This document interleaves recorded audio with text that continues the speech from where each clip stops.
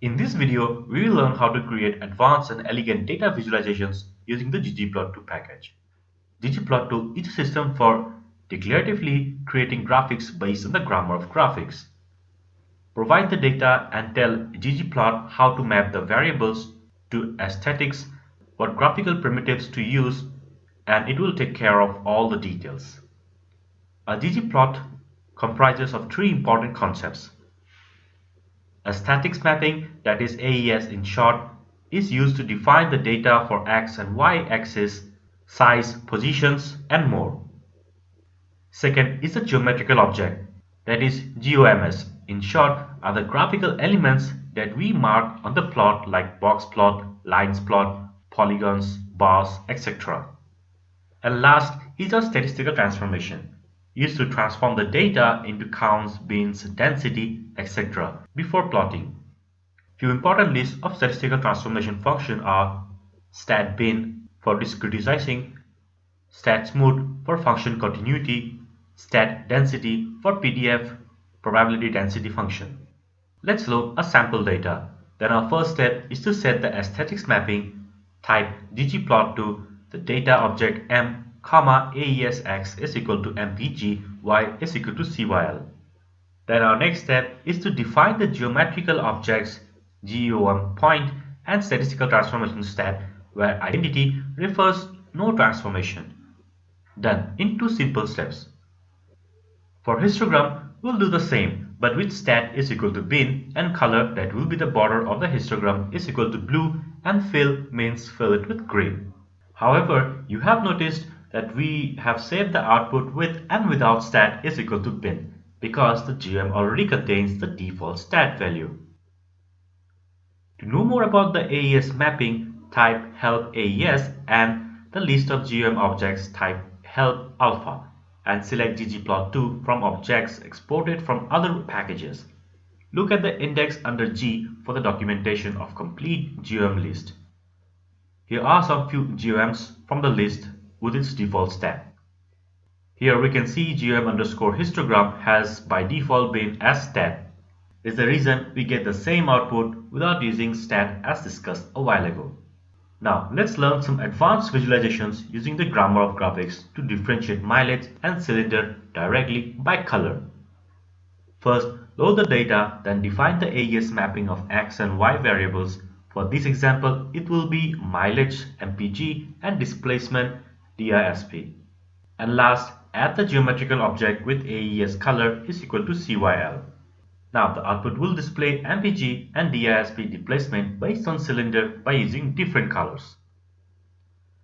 By using different colors, we can add more variables into the graph for more meaningful patterns. However, if we want to go for a single color, just use the color is equal to blue. And if you want to use different colors as discussed, then define the variable name in the AES mappings of geometrical objects. Now, of course, we would love to use our own customized colors to make the graphs more attractive than with the same default colors over and over again. So to change the colors manually, use scale fill manual for box plots with the values of the RGB colors, or even the names will do the trick. And use scale color manual for the scatter plots. Else, we can also use a special package for a set of colors called rcolor. And we can use the set of colors using palette, set2, set3, and so on.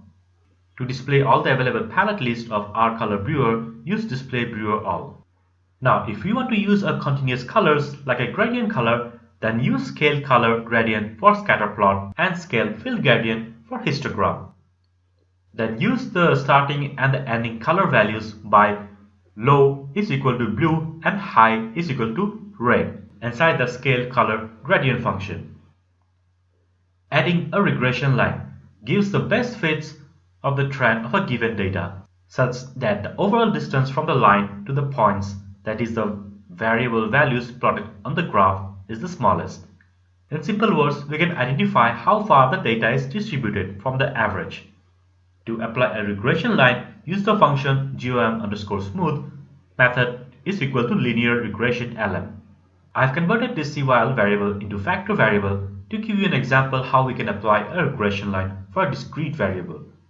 Everything is as same like above The only thing we have to add SE is equal to false and full range is equal to true. We can also apply separate regression line for each discrete variables, that is for each cylinder. All we need to do is to define shape is equal to CYL in the ggplot. Then fill is equal to CYL in the aesthetics mapping of geometrical object GOM_smooth. However, separate regression lines is suitable if we have less discrete values, else it will look very dirty as one lines will be sitting on top of each other. Scatter plots with 2D density. This is another intuitive way to illustrate the density of the data. Here in the diagram we can see it has grouped, or we can say it has created two circles showing the area of highly dense data points in the plot. So use the function GOM_density2D to apply the density plot. Now adding a rug plot helps to add short lines to represent points for the existing plot to illuminate information that sometimes remains unseen. These lines are the rug plots, and we can observe they are all corresponding to its own data points in the plot. To apply, use GOM_rug. If we want to have a gradient color effect in the 2D density plot, then we will use stat density 2D instead of 2D density. This stat 2D density looks very good when we have a lot of data points in the plot. Next, I want to show you an alternative way of 2D density to group the data variables using a special function called ellipses.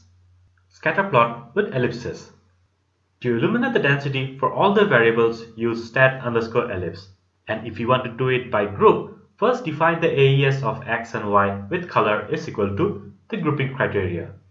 Then again, simply add ellipse will have groups based on the criteria defined in the color of aesthetics mapping.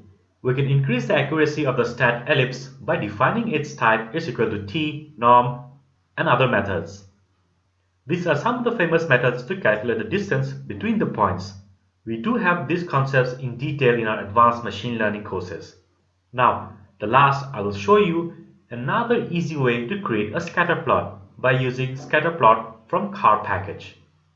First install and load the car package, then type mileage mpg tilde qsec and cyl comma data is equal to empty cars in the scatterplot function. Done. We have a scatterplot diagram like this. Next, we will learn how to plot multiple groups using facet, heat maps, geom density, and more.